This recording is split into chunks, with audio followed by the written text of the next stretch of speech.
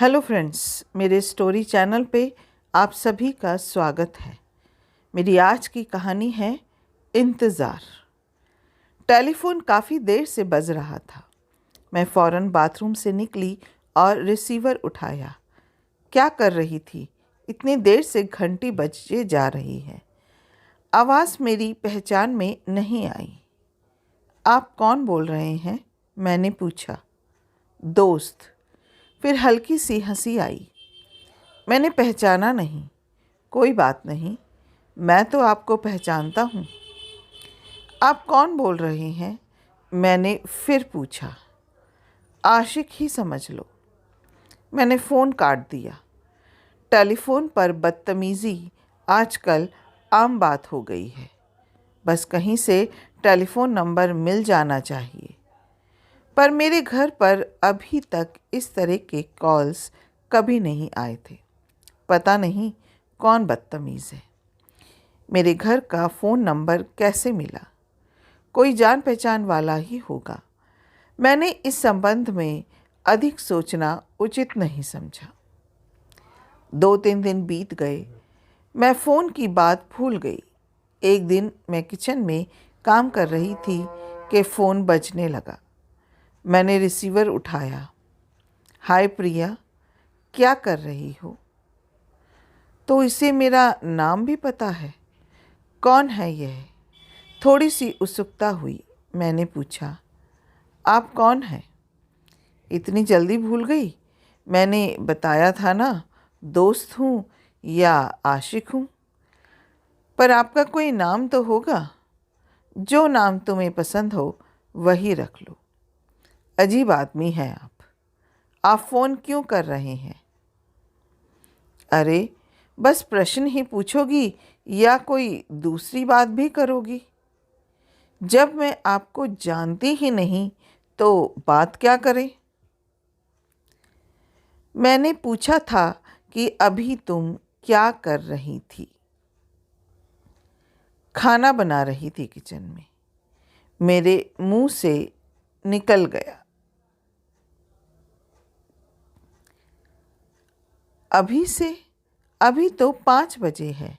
रात तक खाना ठंडा हो जाएगा। मैंने फ़ोन काट दिया। अजनबी से क्या बात करें? पर सोचती रही कि कौन हो सकता है। आवाज़ बिल्कुल अजनबी थी। ज़रूर इसी कॉलोनी का कोई होगा, वरना मेरा नाम उसे कैसे पता चला? कॉलोनी में भी हम नए हैं। 1 वर्ष भी नहीं हुआ यहाँ आए हुए, और ख़ास मेलजोल भी नहीं है लोगों से। कौन हो सकता है? कुछ भी अंदाज़ा नहीं हो पा रहा था।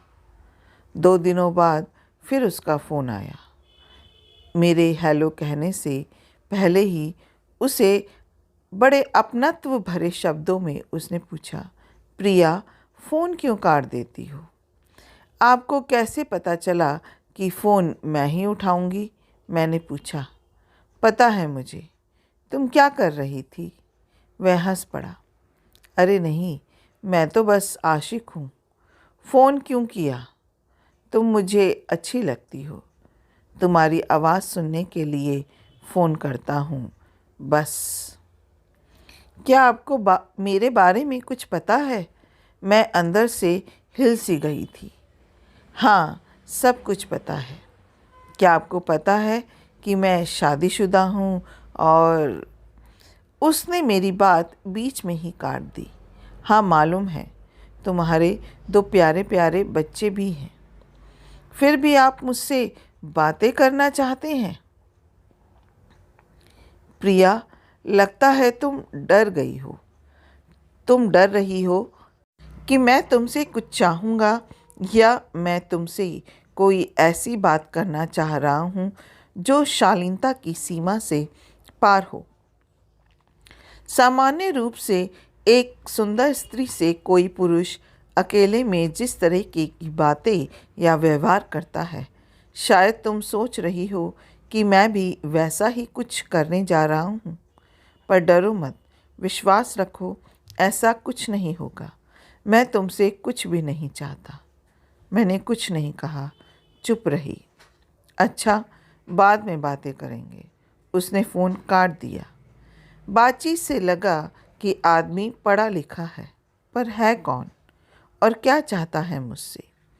मैं बड़े पशुपेश में पड़ी रही। काश मैं जान पाती कि यह मजनू कौन है, तो बताती उसे। काम करते समय, उठते बैठते हर वक्त सोचती रहती कि कौन हो सकता है ये। मेरे पति रेस्टोरेंट चलाते हैं, देर रात घर लौटते हैं। शाम को मैं पड़ोसी के घर चली जाती। घर आकर बच्चों को होमवर्क कराती, थोड़ा टीवी देखती या कोई पत्रिका पलट लेती। अकेलापन थोड़ा अखरता ज़रूर है, पर मैं उसकी आदी हो गई हूँ। रात जब पति आए तो पहली बार मैंने फ़ोन का जिक्र उनसे किया। उन्होंने पूछा, कौन हो सकता है? कोई जान पहचान वाला ही होगा। मैंने पूछा तो था कि आप कौन हैं, तो कहने लगा कि आशिक हूँ। मेरे पति हंसने लगे। बोले, अब तो मुझे सावधान रहना पड़ेगा। 2 बच्चों की माँ बनने के बाद भी तुम्हें आशिकों के फ़ोन आ रहे हैं। कोई मुझे फ़ोन पर तंग कर रहा है और तुम्हें चुगल सूझ रही है। वे भी गंभीर हो गए। कॉल्स आईडी यूनिट लगवा दूं या फिर पुलिस में एफआईआर दर्ज कर फ़ोन कॉल ट्रेस करूं? मैं कुछ देर चुप रही, फिर बोली, अभी नहीं, ज़रूरत पड़ी तो देखा जाएगा। 2 दिन बाद फिर उसका फ़ोन आया। हाय प्रिया, क्या कर रही हो? कुछ नहीं, बस यूं ही बैठी हूँ। कल तुम ग्रीन चैनल गई थी ना? बड़ी अच्छी लग रही थी नीले रंग के सूट में। आपने मुझे देखा था? मैं तो हमेशा तुम्हें देखता रहता हूँ, अभी भी देख रहा हूँ। मैंने इधर उधर देखा। खिड़कियों पर पर्दे थे और दरवाज़ा बंद था। जहाँ से मैं फ़ोन कर रही थी वहाँ कोई भी बाहर से मुझे देख नहीं सकता था। मैंने पूछा, अच्छा मैंने अभी क्या पहन रखा है? उसने फट से जवाब दिया, हल्के बैंगनी रंग की स्लीवलेस कमीज और सफ़ेद सलवार। मैं अवाक रह गई। अभी 10 मिनट पहले नहाने के बाद मैंने यही सूट पहना था और बालकनी पर कपड़े डालने के अलावा कहीं नहीं गई थी। यह शख्स यहीं कहीं रहता है और मुझे देखता रहता है। मैं थोड़ी डर गई। मुझे कोई काम नहीं था। सोचा कि क्या हर्ज है, इसी से थोड़ी बात कर ले, शायद कोई सुराग मिल जाए कि यह कौन है। फिर कोई गंदी बात तो कर नहीं रहा है। मैंने कहा, मैं सोच रही थी कि आपसे दोस्ती कर ही लूं, पर मुझे तो पता चला है कि तुम कॉल ट्रेस करवा रही हो, अपने पति से कहकर एफआईआर कर रही हो। फिर थोड़ा रुक कर कहने लगा, चाहे जो हो, तुम्हारी दोस्ती की इच्छा जानकर खुशी हुई। मैं चुप रही। इसे कैसे पता है कि मैंने पति को इसके बारे में बताया था और एफआईआर की चर्चा भी हुई थी? कहीं मेरे पति ने इसकी चर्चा अपने किसी मित्र से तो नहीं की? यह मेरे पति का कोई परिचित तो नहीं?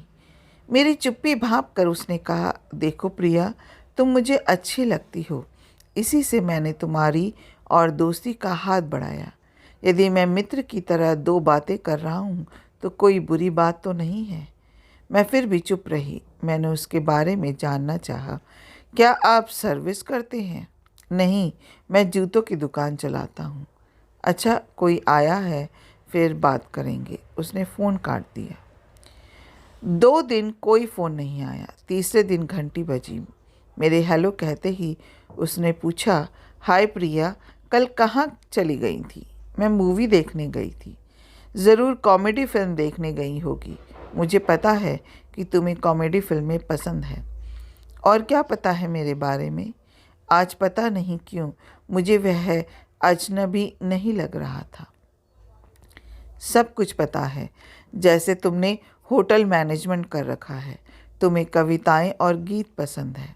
इस शहर में आने के पहले हैदराबाद में रहती थी और पढ़ाई भी वही की थी। पंजाबी, हिंदी, अंग्रेज़ी और तेलुगु बोलती हो। केक बहुत बढ़िया बनाती हो। बस मैं समझ गई। प्रशंसा के पुल बांधकर मुझे मूर्ख बना रहे हो। मैंने उसकी बात बीच में ही काट दी। प्रिया और मूर्खता ये एंटोनिमस है। अच्छा छोड़ो, ये बताओ कि क्या तुम सपने देखती हो? मैंने सोचा पता नहीं कैसा प्रश्न है, सपने किसे नहीं आते, पर बोली नहीं, मैं सो जाती हूँ। तुम लकी हो, नींद तो आ जाती है, मुझे तो नींद ही नहीं आती, फिर सपने देखकर रात काटनी पड़ती है। क्या देखते हैं आप? ज़्यादातर मैं लतीफ़े देखता हूँ, जोक्स, हाथी और चींटी के जोक्स। और उसने मुझे हाथी चींटी का जोक सुना दिया। इसके बाद हर दिन या दूसरे दिन उसका फ़ोन आता। एक रूटीन सा बन गया था। इसमें कोई शक नहीं कि बिना बोले ही हम मित्र बन गए थे। मैंने कभी भी इसकी चर्चा अपने पति से नहीं की। हम काफ़ी देर तक हल्की फुल्की बातें किया करते थे। उसकी बातें अच्छी होती थी और मुझे उसके बोलने का लहजा पसंद था। मुझे नहीं लगता था कि वह कोई जूतों का दुकानदार है। वह बड़ी साफ सुथरी अंग्रेज़ी बोलता था। वह फ़ोन पर कभी कभी जोक सुनाता, मेरी प्रशंसा करता और मुझे खुश होते सुनकर खुश हो जाता। अब उससे फ़ोन पर बात करने की ऐसी आदत बन गई थी कि उसका फ़ोन 2-3 दिनों तक ना आता तो मुझे लगता कि मैं कुछ मिस कर रही हूँ। लगता कि दिनचर्या का कोई भाग रिक्त रह गया है। उसने भी ऐसी कोई बात या शब्द नहीं कहे जो असभ्यता या शालीनता के परे हो। उसके मजाक एक सीमा तक होते। कभी कभी ऐसा भी होता कि मेरे पति घर पर है और उसका फ़ोन आ गया। ऐसे में मैं पूछती कौन बोल रहा है और वह फ़ोन काट देता। यह सिलसिला करीब 2 वर्षों तक चलता रहा। उसके हाथी और चींटी वाले कई लतीफ़े मुझे याद हो गए थे। मैंने जब भी उसके विषय में जानना चाहा, उसने बात टाल दी या उसने जो बताया वह मुझे झूठ लगा। उसने बताया कि उसके घर का नाम समस्या है।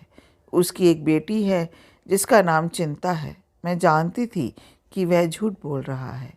वह कभी कभी कहता भी, मुझे एक ही बुरी आदत है, कभी कभी झूठ बोल जाता हूँ। मेरे पति की एक एक बात उसे पता थी कि मेरे पति कब रेस्टोरेंट जाते हैं, कब लौटते हैं, बच्चों की छुट्टी कब होती है इत्यादि। उसके दिल में मेरे लिए काफ़ी प्यार था। उसका एहसास मुझे हो गया था। यदि मुझे जुकाम भी हो जाता तो वह भाप लेता, डॉक्टरों के नाम और दवाइयाँ बताता, समय समय पर फ़ोन पर दवाइयाँ खाने की याद दिलाता, परहेज बताता। मुझे ऐसा लगने लगा था कि वह मेरा बहुत अच्छा गाइड है, सलाहकार है। मेरी छोटी छोटी समस्याओं को सुनता और समाधान बताता। धीरे धीरे मुझे लगने लगा कि वह मेरे जीवन में महत्वपूर्ण होता जा रहा है। मैंने उसकी आवाज़ ही सुनी, काश मैं उसे देख पाती, पर उसने कभी मुझसे मिलने की इच्छा जाहिर नहीं की। एक बार मैंने ही कहा, मैं आपसे मिलना चाहती हूँ, तो वह कहने लगा, बातें तो हो ही जाती, उसकी एक बेटी है जिसका नाम चिंता है। मैं जानती थी कि वह झूठ बोल रहा है। वह कभी कभी कहता भी, मुझे एक ही बुरी आदत है, कभी कभी झूठ बोल जाता हूँ। मेरे घर की एक एक बात उसे पता थी कि मेरे पति कब रेस्टोरेंट जाते हैं, कब लौटते हैं, बच्चों की छुट्टी कब होती है इत्यादि। उसके दिल में मेरे लिए काफ़ी प्यार था। उसका एहसास मुझे हो गया था। यदि मुझे जुकाम भी हो जाता तो वह भाप लेता, डॉक्टरों के नाम और दवाइयाँ बताता, समय समय पर फ़ोन पर दवाइयाँ खाने की याद दिलाता, परहेज़ बताता। मुझे ऐसा लगने लगा था कि वह मेरा बहुत अच्छा गाइड है, सलाहकार है। मेरी छोटी छोटी समस्याओं को सुनता और समाधान बताता। धीरे धीरे मुझे लगने लगा कि वह मेरे जीवन में महत्वपूर्ण होता जा रहा है। मैंने उसकी आवाज़ ही सुनी, काश मैं उसे देख पाती, पर उसने कभी मुझसे मिलने की इच्छा जाहिर नहीं करी। एक बार मैंने ही कहा, मैं आपसे मिलना चाहती हूँ, तो वह कहने लगा, बातें तो हो ही जाती है, फिर मिलने की क्या आवश्यकता है। एक बार करीब 1 सप्ताह तक उसका कोई फ़ोन नहीं आया। एक दिन उसका फ़ोन आया, हाय प्रिया, क्या कर रही हो? उसकी आवाज़ कुछ धीमी थी, जैसे कोई लंबी बीमारी के बाद बोल रहा हो। आवाज़ में वो शार्पनेस नहीं थी जो हुआ करती थी। काफ़ी दिनों बाद मेरी याद आई आपको। मैं तो समझी कि भूल गए। भला तुम भी कोई भूलने की चीज़ हो? आप बीमार थे? अरे नहीं, मैं कभी बीमार नहीं होता। उसने हंसने की कोशिश की, पर मुझे लगा कि वह बीमार ही है। फिर हाथी चींटी का एक चुटकुला सुनाया। फिर काफ़ी दिनों तक उसका फ़ोन नहीं आया। मैं रोज़ प्रतीक्षा करती। जब भी फ़ोन की घंटी बजती, मैं दौड़कर फ़ोन उठाती। बच्चों या पति को उठाने का मौका नहीं देती। शायद वह बीमार था। पता नहीं क्या हो गया उसे। पता नहीं कैसी कैसी आशंकाओं से दिल घबराता। क्या अब उसका फ़ोन नहीं आएगा? मुझे लगता कि मुझे उसकी ज़रूरत है। मेरे दिल में उसके लिए एक चाहत थी। उसकी बातें मैं याद करती। उसकी बातों में मेरे लिए स्नेह था। एक छोटी बच्ची की तरह वह मुझे प्यार करता था। वह मेरा मित्र था, पर मैंने कभी उसे मेरे और पति के बीच नहीं पाया। उसने कभी नहीं चाहा कि मैं उसकी प्रेयसी बन जाऊं या अपने पति से दूर हो जाऊं। मैंने यह महसूस किया कि अपने पति से प्यार करते हुए भी एक स्त्री और पुरुष में मित्रता हो सकती है। हर संबंध की एक सीमा रेखा होती है, पर क्या पुरुष वर्ग इसे स्वीकार कर पाएगा? इस तरह के संबंध की पवित्रता पर विश्वास कर पाएगा? मैं इस विषय पर निश्चिंत नहीं थी और यही कारण था कि मैंने इस मित्रता की बात अपने पति को कभी नहीं बताई। मैं जिस रूप में इसे देख रही थी, शायद मेरे पति वैसे ना देखें। शायद मेरे चरित्र पर उन्हें संदेह हो जाए। एक दिन फ़ोन की लंबी सी घंटी बजी। मैंने सोचा मुंबई से डैडी का फ़ोन होगा। फ़ोन उठाया। हाय प्रिया, क्या कर रही हो? उसकी आवाज़ में कंपन था, जैसे किसी शिप से जा रही कॉल में या इंटरनेशनल कॉल में होता है। मैं विचलित हो गई। पूछा, कहाँ से बोल रहे हो? बस तुम्हारे बगल से ही बोल रहा हूँ। आप ISD या STD पर बोल रहे हैं? अरे नहीं, तुम्हें कैसे पता चला कि मैं STD पर बोल रहा हूँ? आपकी आवाज़ इको कर रही है। अरे छोड़ो, मेरा गला खराब है। कोई और बात करें? इतने दिन फ़ोन क्यों नहीं किया? क्या बताऊं, समय ही नहीं मिला। सीज़न चल रहा है ना, जूते बहुत बिक रहे हैं। आप झूठ बोल रहे हैं, आप जूते वाले नहीं हैं। फिर मैं क्या हूँ? वह हंस पड़ा, पर साथ में खांसी की आवाज़ भी थी, जैसे कोई दमे का मरीज़ हंस रहा हो। लगता है आप कहीं सर्विस करते हैं और अब आपका ट्रांसफ़र हो गया है। अरे नहीं प्रिया, मैं यही तुम्हारे करीब हूँ। तुम्हें पता है कि मैं किसी को धोखा नहीं देता। हाँ, कभी कभी झूठ ज़रूर बोल जाता हूँ। उसने एक दो बातें और की और गुड नाइट कहकर फ़ोन काट दिया। अभी दिन के 11 बज रहे थे और वह गुड नाइट कह रहा था। कहाँ था वह? कहाँ से बोल रहा था? क्या वह विदेश चला गया है? क्या सचमुच वह ट्रांसफ़र पर नहीं गया है या फिर इलाज के लिए गया है? उसकी आवाज़ से तो वह बीमार सा लग रहा था। मैं कुछ सोच नहीं पा रही थी। उसके बाद 2-3 बार उसका कॉल आया। वही दूर से आती गूंजती सी आवाज़ थी। फिर चुप्पी हो गई। मैंने फिर उसकी आवाज़ नहीं सुनी। मेरे घर के बगल में एक लेडी डॉक्टर रहती है, डॉक्टर गीता मुखर्जी। कभी कभी मैं उनके बच्चों की छोटी मोटी दवाइयाँ लिखवा लेती हूँ। अभी कुछ दिन पहले बातों बातों में उसने जिक्र किया कि उसका सीनियर डॉक्टर एक दिन उसके घर बैठा चाय पी रहा था कि बालकनी पर मैं दिखाई दी। उसने बताया कि उस डॉक्टर की एक लड़की थी जो कार एक्सीडेंट में मर गई थी। एक्सीडेंट में उसकी पत्नी भी मरी थी। उन्हीं ने बताया कि मेरी शक्ल उनकी लड़की से मिलती थी। डॉक्टर ने मेरे बारे में डॉक्टर गीता से काफ़ी जानकारी ली थी। उनकी उम्र 50 के ऊपर थी। अस्पताल में जब भी समय मिलता वो मेरी बात छेड़ देते। कहते कि मुझे उस लड़की में अपनी बच्ची दिखाई देती है। कभी कभी वे फ़ोन पर डॉक्टर गीता से पूछते कि आज उसने कौन से कपड़े पहन रखे हैं या कहाँ गई है इत्यादि। डॉक्टर गीता ने उनसे कई बार कहा कि मैं आपको प्रिया से मिलवा देती हूँ, पर वे इनकार कर देते। यह बात मेरे लिए कोई अधिक महत्व की नहीं है। यह सोचकर डॉक्टर गीता ने कभी इसकी चर्चा मुझसे नहीं की। मैं अब समझ गई कि वही मेरा टेलीफोनिक मित्र था। वह गीता से पूछ लेता कि मैं क्या कर रही हूँ या क्या पहन रखा है, फिर फ़ोन करता। सारी बातें अब साफ थी, पर मैंने गीता से कुछ नहीं कहा। मैंने उसका पता और टेलीफोन नंबर पूछा, पर गीता ने बताया कि लगभग 2.5 वर्ष पहले वह यहाँ की नौकरी छोड़कर स्टेट्स चले गए थे। वहाँ से 1-2 बार उनका कॉल आया था, पर उनका कोई कॉन्टैक्ट नंबर नहीं था उसके पास। गीता ने बताया कि बहुत ही अच्छे इंसान थे और उससे भी अच्छे सर्जन। बच्ची और पत्नी की मौत ने उन्हें अकेला कर दिया था। अब भी उसके फ़ोन का इंतज़ार कर रही हूँ। यदि उसका पता या फ़ोन नंबर मिलता तो मैं उससे ज़रूर संपर्क करती, चाहे वह दुनिया के किसी भी कोने में हो। उसकी मित्रता मेरे लिए अनोखी थी, मेरी आवश्यकता बन गई थी। आज 3 वर्ष के करीब हो गए। आज भी जब कभी फ़ोन बजता है तो मैं हाय प्रिया, क्या कर रही हो सुनने के लिए दौड़ पड़ती हूँ। क्या फिर कभी वह फ़ोन करेगा? पता नहीं वह ज़िंदा भी है या पता नहीं। मन में ये अपशगुन क्यों आता है? मैं इंतज़ार करूँगी, कभी तो उसे मेरी याद आएगी। शायद ये कहानी पढ़कर यदि किसी तरह यह उस समय तक पहुंच जाए, वह जान सकेगा कि मैं उसके फ़ोन का कितनी बेसब्री से इंतज़ार कर रही हूँ। अपना कीमती समय देने के लिए दिल से शुक्रिया। अगर आपको ये कहानी अच्छी लगी हो तो एक लाइक कीजिएगा, शेयर कीजिएगा और मेरे चैनल को सब्सक्राइब करना मत भूलिएगा।